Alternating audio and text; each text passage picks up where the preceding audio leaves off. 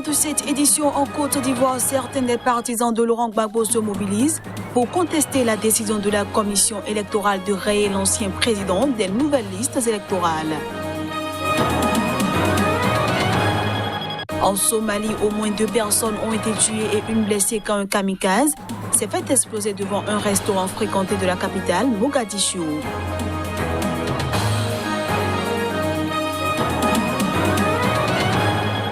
Et puis la Cour suprême polonaise a validé ce lundi la réélection du conservateur Duda à la présidence.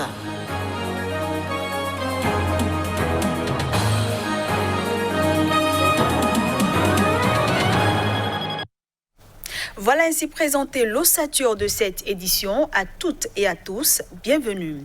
En Côte d'Ivoire, le président Alassane Ouattara a nommé ce lundi un nouveau gouvernement sans grand changement. Cette nomination intervient à 3 mois de la présidentielle. Quelques jours après le choix d'Ahmed Bakayoko comme Premier ministre pour remplacer Amadou Gon Coulibaly, décédé début juillet, le président ivoirien Alassane Ouattara a nommé ce lundi un nouveau gouvernement. La nomination de ce nouveau gouvernement intervient à 3 mois de la présidentielle d'octobre prochain, à laquelle Amadou Gon Coulibaly, un proche de Ouattara, était le candidat désigné du parti au pouvoir. Dans ce nouveau gouvernement, l'essentiel des ministres de la précédente équipe conservent leurs attributions, à l'instar de Bakayoko qui, tout en prenant la tête du gouvernement, garde le portefeuille de la défense qu'il occupe depuis 2017. Seul changement, 2 ministres délégués auprès du Premier ministre, dans le précédent gouvernement, sont promus ministres de plein exercice avec les mêmes portefeuilles. Moussa Sanogo devient donc ministre du budget chargé du portefeuille de l'État, et Emmanuel Essis, ministre de la promotion de l'investissement privé. Le secrétaire général de la présidence, Patrick Kachi, est quant à lui promu au titre de ministre d'État.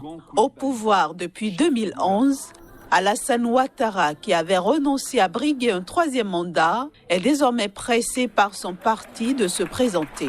Mais il a différé ces derniers jours sa décision. On reste en Côte d'Ivoire où la commission électorale indépendante a décidé de rayer Laurent Gbagbo des nouvelles listes électorales. Une décision que certains des partisans de l'ancien président contestent.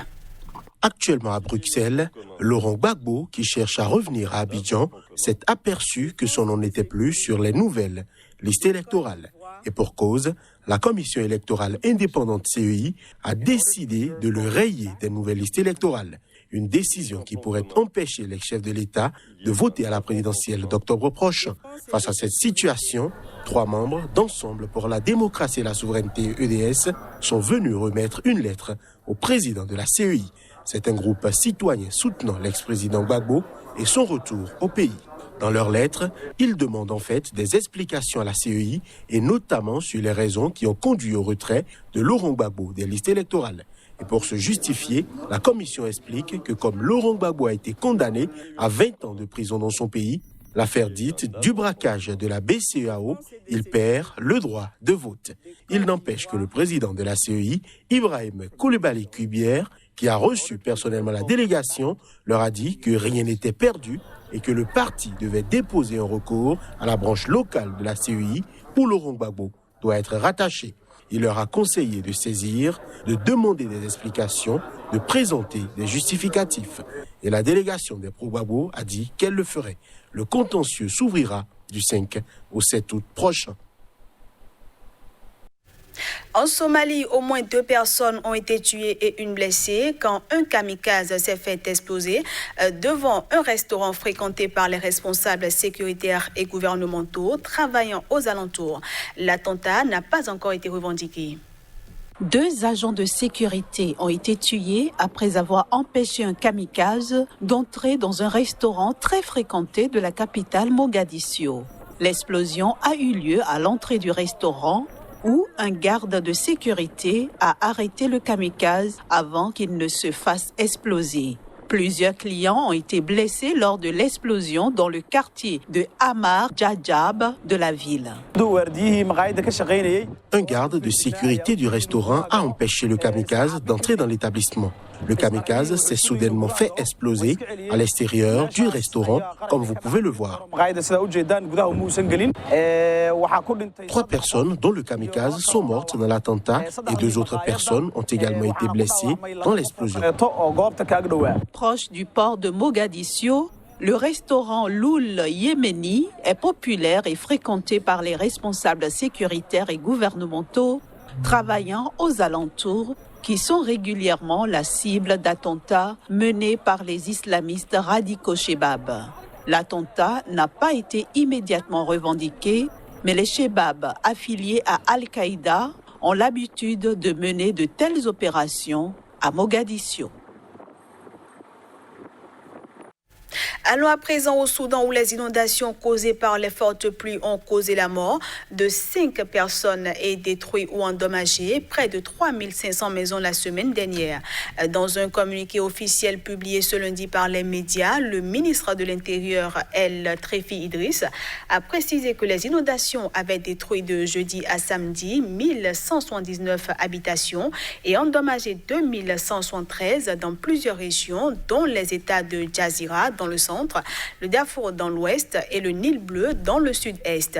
Selon les autorités locales, la rupture d'un barrage causé par les pluies diluviennes a détruit des centaines de maisons dans le Nil bleu. Généralement, de fortes pluies s'abattent sur le Soudan de juin à octobre et le pays fait face tous les ans à d'importantes inondations. La Cour suprême polonaise a validé lundi la réélection du conservateur Duda à la présidence. Les irrégularités lors du scrutin signalées dans des recours n'ont pas influencé son résultat. La validation de l'élection d'Andrzej Sebastian Duda à la présidence polonaise du 12 juillet 2020 a été confirmée par la Cour suprême. Soutenu par le Parti conservateur nationaliste Droit et Justice, il a emporté le scrutin d'extrême justesse avec 51% des suffrages face au candidat de la principale coalition de l'opposition, la plateforme civique, qui a rassemblé 49%. Après le scrutin, la plateforme civique a déposé un recours demandant l'invalidation du scrutin et mettant en cause des irrégularités ainsi que la partialité présumée de la télévision publique. Le scrutin devait avoir lieu en mai. À l'époque, le président sortant était nettement en tête des intentions de vote, mais il a dû être reporté en raison du coronavirus. Le soutien à Duda avait considérablement diminué avec le temps, y compris en raison de l'épidémie, qui va plonger la Pologne dans sa première récession depuis la chute du régime communiste en 1989.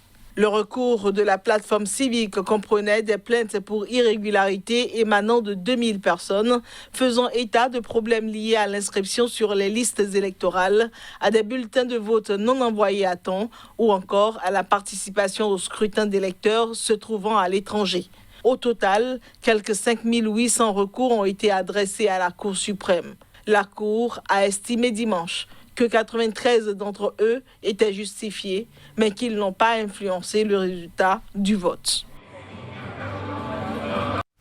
Place à la revue de presse Afrique.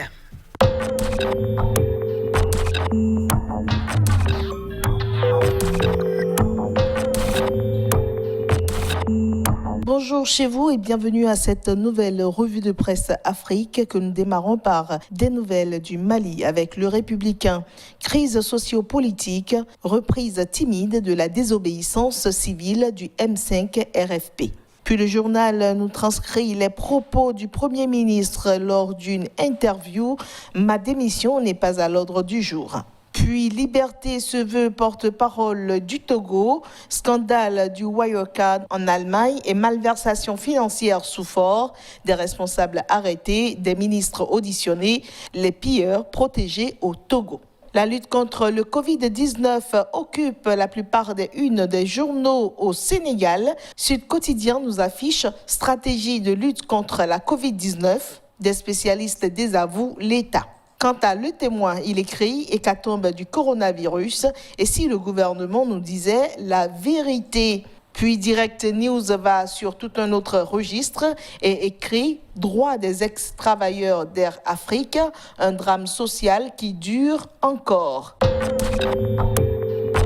Un tour en Côte d'Ivoire à présent pour retrouver le nouveau réveil. Liste électorale provisoire, le taux d'électeurs a plus augmenté au nord. Le Jour Plus nous parle aussi de la présidentielle 2020 en Côte d'Ivoire. Pourquoi Gbagbo, Soro et Blé Goudé ne peuvent pas être candidats. Le bélier intrépide à présent, présidentielle 2020, 90% des Ivoiriens ne veulent pas de la candidature de Ouattara. Le Nouveau Courrier se positionne à présent avec en titre « Situation sociopolitique explosive, Gbagbo, le cauchemar de Ouattara ». Du côté du Cameroun, très rapidement, le Messager s'intéresse plutôt à la gestion dans le port autonome de Douala et parle de la normalisation contre vents et marées. Le Jour se penche sur la prime des médecins fonctionnaires. Le ministre de la Santé peut-il reculer ? Une interrogation à la une de ce journal.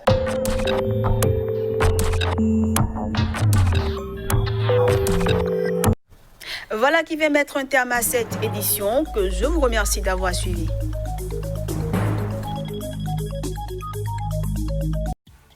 Voici enfin le vrai visage des informations d'un continent africain qui bouge. L'Afrique, continent de l'avenir. Les grands investisseurs vous diront qu'investir en Afrique, c'est investir pour un avenir radieux.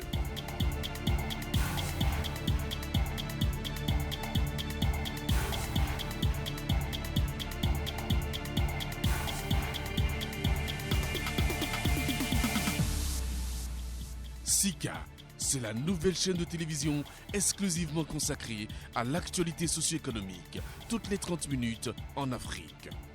Sika, c'est la chaîne des grands investisseurs, de l'actualité des investissements et de l'évolution des affaires sur le continent.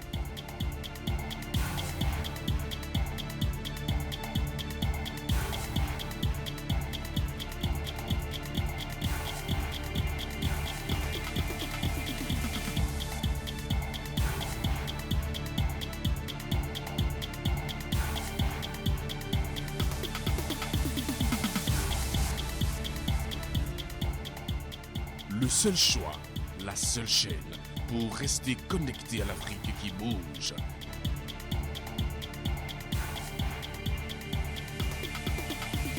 Sika, le vrai visage de l'actualité en Afrique.